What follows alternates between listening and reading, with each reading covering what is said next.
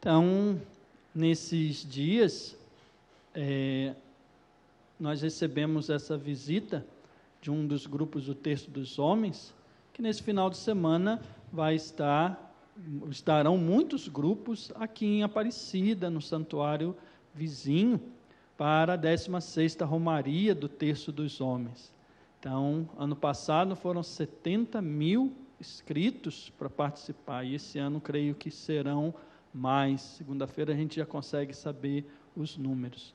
E é uma alegria, então, receber também esse grupo que adotou como padroeira Maria em Saída, que é uma devoção, uma imagem que é muito especial para nós aqui na Fazenda da Esperança, porque em 2019 nós inauguramos aqui o Espaço Sim de Maria. O Frei Hans, ele se recuperou de um câncer, e como um agradecimento a Maria, ele quis construir esse espaço do Sim, e nos envolveu a todos, e a Fazenda da Esperança, que tinha recebido uma relíquia da Casa de Maria em Nazaré, ele disse: eu não posso guardar isso só para a gente, não podemos guardar num lugar pequeno, precisamos de um grande espaço, bonito, celebrativo. Então, continuando como o nosso santuário aqui, foi construído o Espaço Sim de Maria, onde se colocou, então, essa pedra. E o Frei se perguntava: e qual é a imagem nós vamos colocar? Nossa Senhora Aparecida, Nossa Senhora de Fátima, qual a devoção? E então, ele recebeu uma imagem como essa, de Maria em Saída, que foi feita por artistas focolarinas, do movimento dos focolares, 2 artistas, que presentearam o Papa com uma imagem dessa, que mostra Maria com o menino Jesus no colo, e ela descendo uma escada, dá esse sentido de movimento, de saída, porque o Papa sempre diz: precisamos ser uma igreja em saída, uma igreja que leva Jesus aos outros. E quem é a nossa, Jesus é a nossa esperança.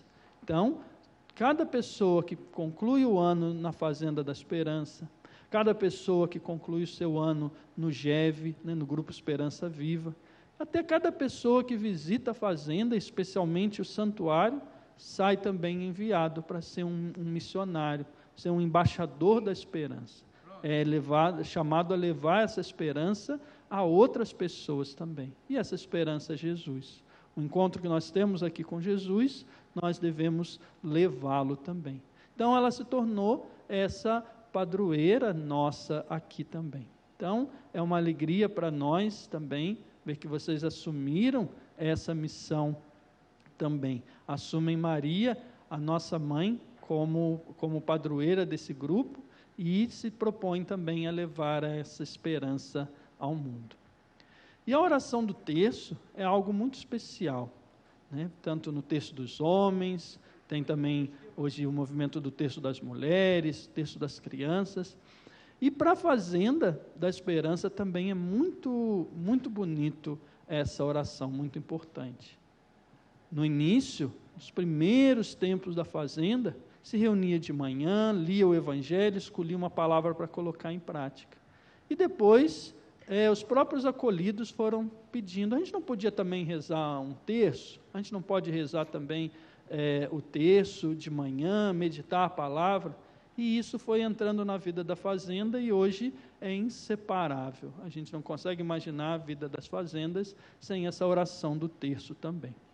Alguns nunca tinham rezado um terço, e vão aprender aqui, nunca tinha segurado um terço na mão, mas a gente percebe o efeito que essa oração tão simples vai fazendo no coração de todos nós, quando a gente realmente vai aprendendo, e não é só uma repetição, não é só uma oração de pedir, mas é uma oração que nos coloca realmente em uma unidade tão grande com a nossa Mãe do Céu.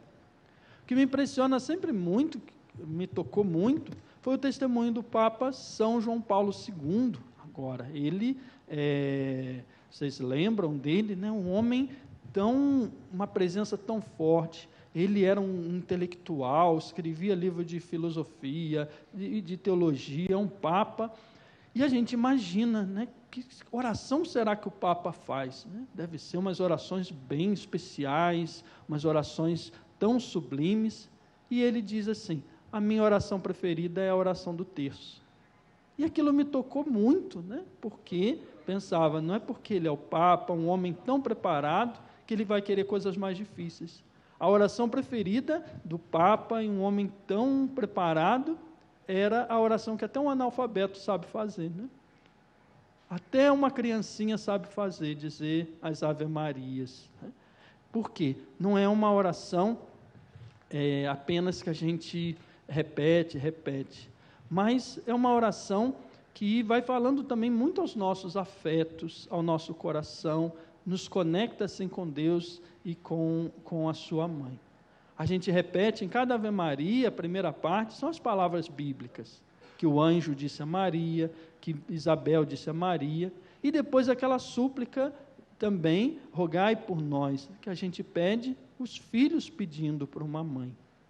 E então, a cada mistério que a gente vai repetindo, as Ave Marias, né, o Papa João Paulo II dizia, isso vai ficando como um fundo musical quase, em que a gente vai meditando as passagens da vida de Jesus.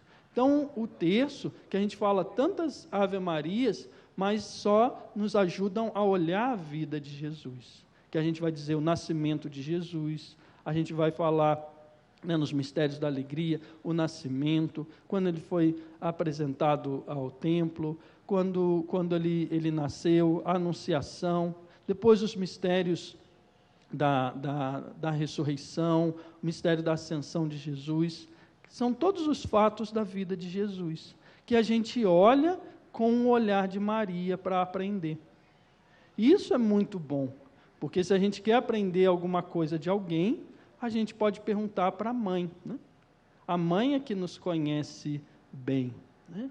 Então, se a gente pergunta para Maria as coisas sobre Jesus, se a gente quer conhecer mais a Jesus, Maria nos ensina, Maria nos mostra. Então, essa oração que a gente faz, do terço, todos os dias de manhã na fazenda, é uma maneira da gente rezar o Evangelho. Por isso a gente precisa prestar atenção bem em cada mistério. Aqui na fazenda a gente tem também um comentário próprio para cada mistério, que tem muito a ver com a nossa vida aqui.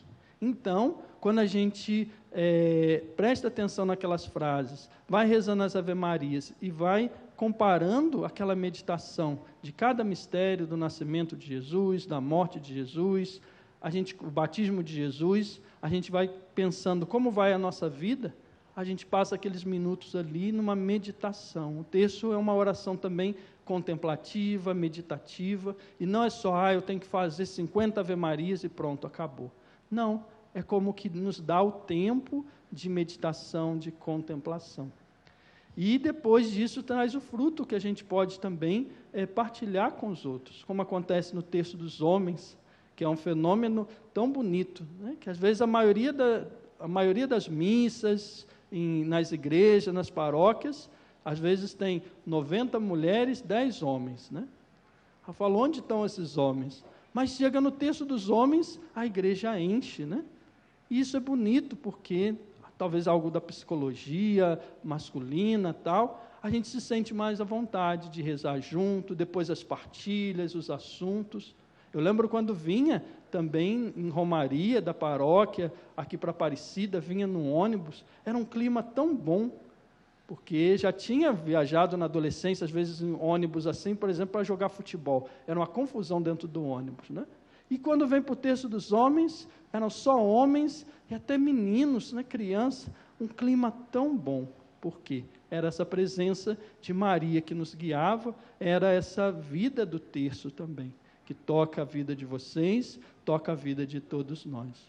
Então, para vocês o Terço dos Homens, para nós aqui da fazenda, vamos sempre nos agarrar no terço, né, como uma oração que nos aproxima de Deus através de Maria, né, porque uma mãe não quer nada somente para ela, né, a mãe quer tudo para o seu filho. Então, se a gente reza o terço, ela vai nos entregar ao seu filho Jesus. Então, que Maria em saída interceda por nós, pelos grupos de terço dos homens, por essa romaria, e interceda por cada um de nós. Maria em saída, rogai por nós.